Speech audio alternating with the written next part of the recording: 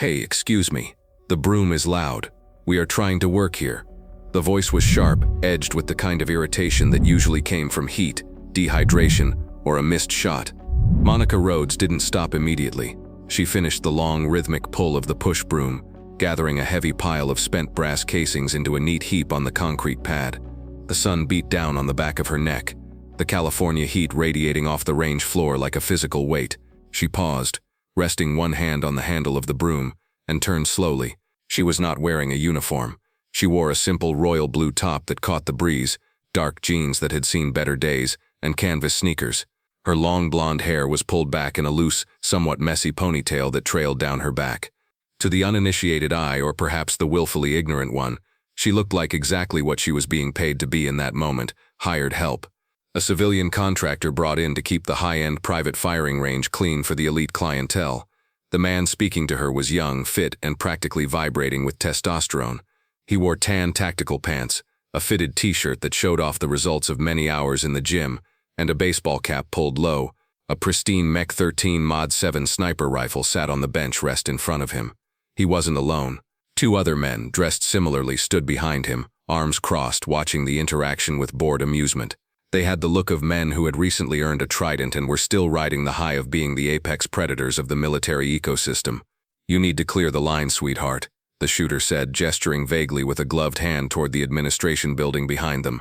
"We have the range booked for another hour. You can come back and play janitor when we're done." Monica looked at him. She didn't squint against the sun, and she didn't flinch at the tone. Her eyes were a cool, unsettling gray. "I was told the range went cold at 1400 for maintenance," she said. Her voice was low, lacking the apologetic lilt he evidently expected. "I have a schedule to keep, just like you." The shooter, whose gear bag identified him as Miller, laughed. It was a short, barking sound. "Maintenance means fixing targets, not sweeping up brass while we are trying to focus on long-range ballistics. This is precision work. It requires concentration. The sound of you scratching that broom against the concrete is throwing off my game."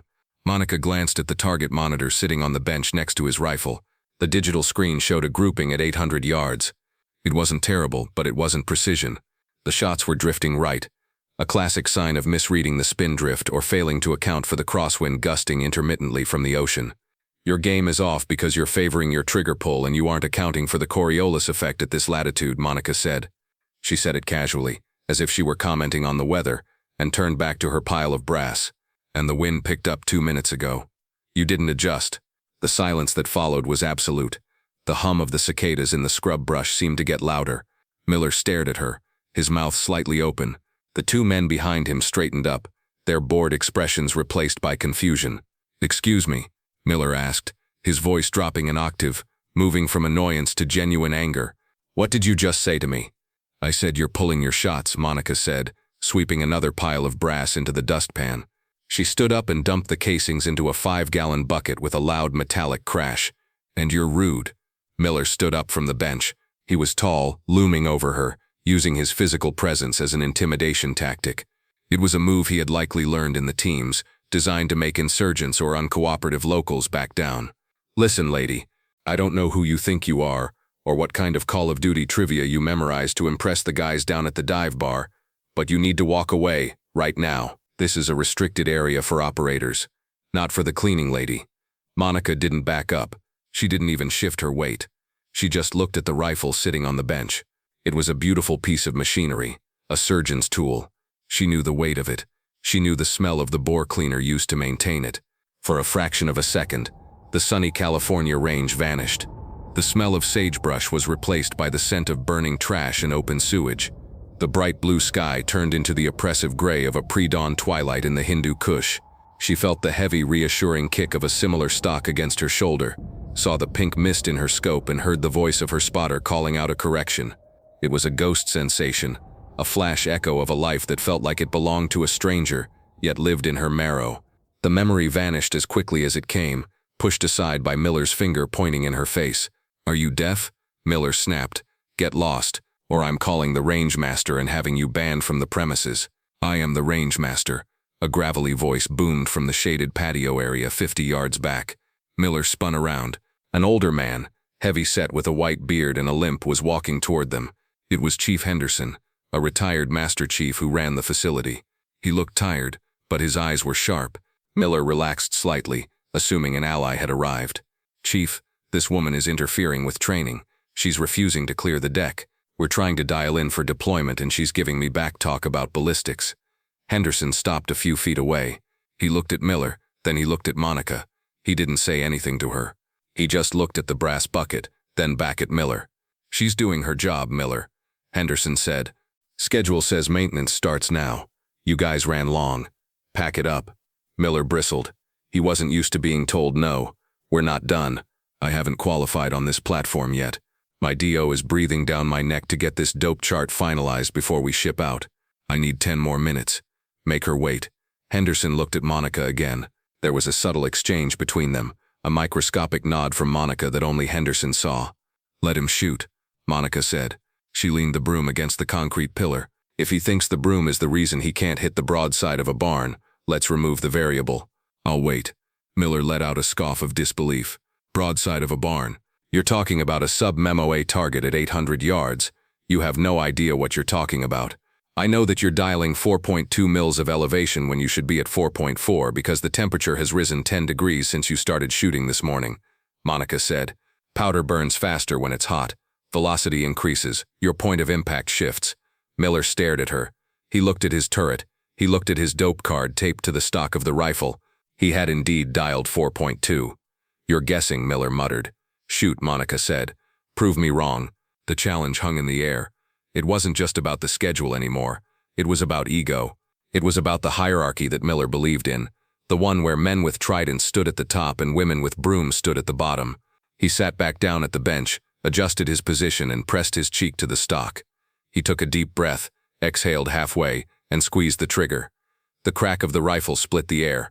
Monica didn't need to look at the monitor. She heard the impact, or rather, the lack of the specific ring of steel she was expecting. A second later, the spotter behind Miller checked the scope. "High and right," the spotter muttered. Miller slammed his hand on the bench. "It's the barrel. It's overheating." "It's the shooter," Monica said softly. Miller spun around in the chair, his face flushed red. "You want to run your mouth? You think this is easy?" He stood up and gestured to the rifle. "Go ahead. Since you're the expert, since you know so much about velocity and spin drift, you show me." One of the other SEALs chuckled nervously. "Miller, don't do this, man. Just pack it up." "No," Miller said, his eyes locked on Monica. "She wants to critique? Let's see if she can back it up. I bet she's never even held a rifle that weighs more than a hairdryer." Monica looked at the rifle. She looked at Miller. Then she looked past him, toward the parking lot.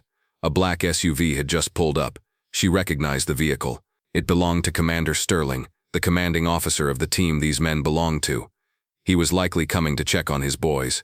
She knew she should walk away. She was retired. She was out. She had nothing to prove to a child with a badge he hadn't finished earning the respect for. But then she looked at Miller's sneer, the absolute certainty in his eyes that she was incompetent because of who she was and what she was wearing, and she decided she wasn't retired enough to let that slide. "You want me to shoot?" she asked. "I want you to try," Miller said, crossing his arms. "And when you miss, and the kick knocks you on your ass, I want you to apologize for wasting my time and then get back to sweeping." Monica walked to the bench. She moved differently now. The slouch was gone. The casual air of the janitor evaporated. She moved with economy and purpose. She sat down on the bench, not awkwardly, but as if the seat had been molded for her body. She reached out and touched the rifle. Her hands, calloused from manual labor, moved over the controls with a fluidity that made Miller blink. She checked the chamber, verified the magazine, and then adjusted the scope. She didn't look at the dope card. She reached up and clicked the elevation turret up 2 clicks. She reached for the windage knob and dialed in a correction for a wind that Miller hadn't even felt on his cheek. She pulled the royal blue top strap up slightly so the buttstock wouldn't chafe her skin. She settled in behind the gun. Behind them, the doors of the black SUV opened. Commander Sterling stepped out, flanked by his master chief. They started walking toward the firing line, looking serious. Henderson, the range master, intercepted them. He put a hand on Sterling's chest to stop him. He pointed toward the bench. "What is going on?" Sterling asked, squinting. "Is that a civilian on the gun?" "Watch," Henderson said. "Just watch." Miller didn't see his CO. He was too focused on mocking Monica. "Don't close your eyes when you pull the trigger, sweetheart. It's going to be loud." Monica ignored him. Her world had narrowed down to the circle of glass in front of her eye. The reticle was an old friend. She regulated her breathing, in through the nose, out through the mouth. Her heart rate slowed. She could feel the pulse in her thumb against the stock, and she waited between beats. She found the target, a white steel plate, 18 inches by 18 inches, 800 yards away. At that distance, it looked like a postage stamp. The mirage was boiling off the ground, making the target dance. She read the boil. The wind was moving right to left at the muzzle, but left to right at the target. A fishtail wind. Tricky. She made a micro-adjustment to her hold. Miller opened his mouth to make another crack about how long she was taking. Monica squeezed the trigger. The rifle roared. The recoil pushed her shoulder back, but her body absorbed it perfectly, rocking with the energy rather than fighting it. She cycled the bolt instantly. It was a violent mechanical snap-clack that happened so fast it blurred. Ding. The faint sound of the bullet impacting steel drifted back to them a second later. Miller's jaw dropped. He looked at the monitor. Dead center. Luck, he whispered. Monica didn't look up. She was already back on the scope. She tracked the vapor trail in her mind. She fired again. Crack. She cycled the bolt. Snap-clack. Ding. Another hit. This one was 2 inches from the first. She fired a third time. Crack. Snap-clack. Ding. 3 shots. 3 hits. A grouping the size of a grapefruit at 800 yards. She cleared the weapon, dropped the magazine, and locked the bolt back. The rifle was safe. She stood up, the adrenaline tapering off instantly, returning her to the calm, collected state of the woman with the broom. She looked at Miller. His face was pale. The arrogance had been wiped clean, replaced by a profound confusion and a dawning horror that he had made a terrible mistake. Variable wind, Monica said quietly. You were holding left edge. You needed to hold left edge and favor high because the updraft from the canyon comes into play at 1400 hours. She turned to walk away and saw Commander Sterling and the Master Chief standing 10 feet away. They had seen everything. Miller saw them too. He snapped to attention so fast he nearly tripped over the bench. Commander, we were just at ease, Miller, Sterling said. His voice was like ice. He walked past Miller, ignoring him completely, and stopped in front of Monica. He looked her up and down, taking in the civilian clothes, the messy hair, the broom leaning against the pillar. Then, slowly, deliberately, the commander of the SEAL team brought his hand up and rendered a crisp, respectful salute. Miller's eyes bugged out. Officers did not salute civilians. It didn't happen. Monica hesitated for a moment, then straightened her posture. She didn't salute back. She wasn't in uniform, but she nodded, a gesture of mutual respect between warriors. Good to see you, Rhodes, Sterling said. I heard you were in the area. Didn't know you were working for Henderson. Keeps me busy, sir, Monica said. Keeps the bills paid. Sterling turned to Miller. Do you know who this is, petty officer? Miller stammered. No, sir. She said she was the cleaning crew. Sterling shook his head, a look of profound disappointment on his face. This is Monica Rhodes. Before she retired, she was the lead marksmanship instructor for the advanced sniper course. Before that, she was attached to Task Force Blue as a cultural support team operator and designated marksman. She has more confirmed kills at ranges over 1,000 yards than your entire platoon combined. The silence on the range was deafening. Miller looked at Monica with a mixture of awe and terror. He had heard the stories. Everyone in the community had heard the stories of the Valkyrie who had provided overwatch for the teams in the worst valleys of Kunar. He just had never put a face to the name, and he certainly never expected that face to belong to the woman sweeping up his brass. She is the only woman to ever clean the impeccably difficult Naval Special Warfare Sniper course with a perfect score, Sterling continued, his voice raising so the other men could hear. And you treated her like a servant. Miller looked at the ground. I didn't know, sir. You didn't look, Sterling corrected. You saw a woman with a broom and you made an assumption. And that assumption just cost you your dignity. In the field, that assumption costs lives. You underestimated a potential threat, or in this case, a potential asset based on bias. That is a failure of situational awareness. Sterling turned back to Monica. I apologize for his behavior, Rhodes. They're young. They think the trident makes them gods. They haven't learned yet that the bullet doesn't care about the patch on your shoulder. Monica shrugged, picking up her broom. It's fine, Commander. Everyone needs a humility check now and then. Better he gets it here than downrange. She looked at Miller. He looked small now, stripped of his bravado. Miller, Monica said. Yes, ma'am, Miller said, his voice cracking slightly. Your third shot, the one you missed. You were jerking the trigger. You're anticipating the recoil because you're afraid of the gun. Respect the recoil, don't fear it. It's physics, not a punishment. "Yes, ma'am," Miller said. "Thank you, ma'am." And Miller, "Yes, ma'am. You're sweeping the range for the next week," Monica said, holding out the broom. Miller looked at the commander. Sterling just crossed his arms and nodded. Miller took the broom. Monica dusted her hands off on her jeans. She walked over to her bucket of brass, picked it up with ease and headed toward the shed. As she passed the Master Chief, he winked at her. "Still got it, Ghost," he murmured. "Never lost it," she whispered back. The sun was starting to dip lower, casting long shadows across the range. The heat was breaking, just a little. Monica walked into the cool darkness of the storage shed and set the bucket down. She leaned against the workbench and let out a long breath. Her hands were trembling, just a tiny bit. Not from fear, and not from the weight of the bucket, but from the memory of the recoil. It was a dangerous thing, touching the dragon again. It woke things up that she had spent years trying to put to sleep. But as she looked out the window and saw Miller awkwardly pushing the broom, struggling to get the pile of brass as neat as she had made it, she smiled. She wasn't just a janitor. She wasn't just a woman in a royal blue top. She was a standard. And today she had reminded them that standards don't lower themselves for anyone. The door to the shed opened and Henderson walked in. He handed her a cold bottle of water. "Nice shooting, Tex," he said. "Little rusty," she admitted, cracking the cap.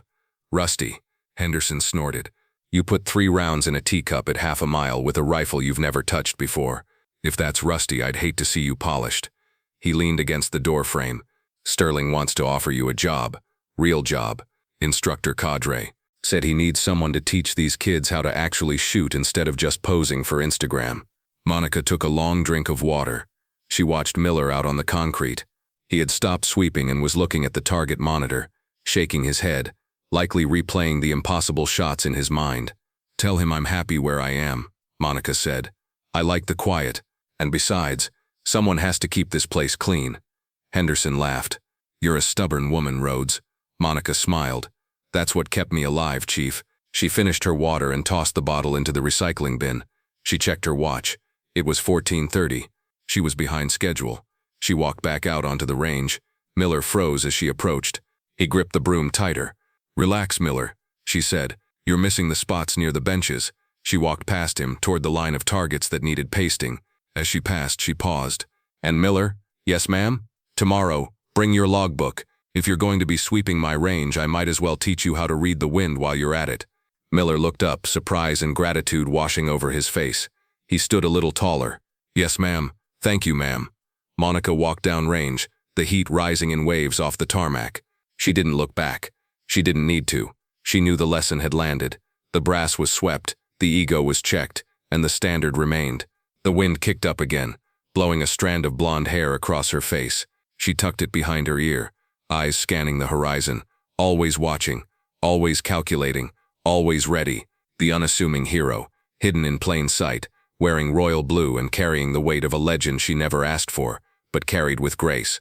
The story of Monica Rhodes is a reminder that valor doesn't always wear a uniform, and competence isn't defined by gender or appearance. True expertise speaks for itself, often in a whisper that drowns out the loudest shouting. The aftermath at the range was subtle but permanent. The culture shifted. It wasn't immediate, but the story of the janitor sniper circulated through the teams.